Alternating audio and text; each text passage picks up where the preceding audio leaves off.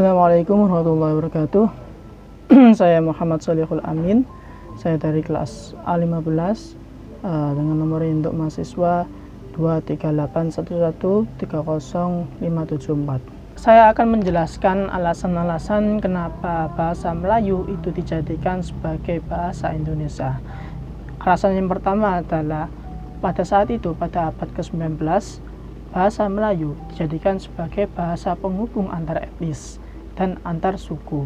Selain itu juga bahasa Melayu dijadikan bahasa penghubung dalam kegiatan perdagangan internasional.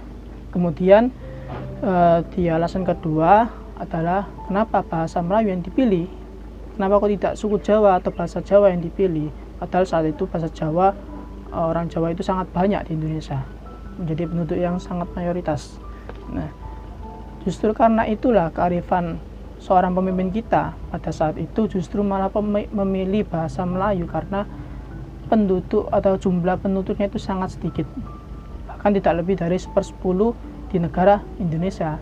Nah, kabar gembiranya adalah suku-suku lain, baik suku Jawa maupun suku lain itu sangat menerima akan hal itu, menerima bahwasanya bahasa Melayu dijadikan sebagai bahasa Indonesia.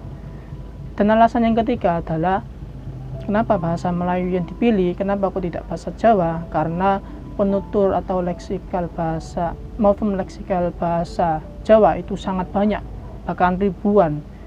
Baik strukturalnya itu sangat ribet dan tidak semua suku itu bisa memahami bahasa Jawa, ataupun juga sebaliknya suku-suku lain atau bahasa-bahasa lain.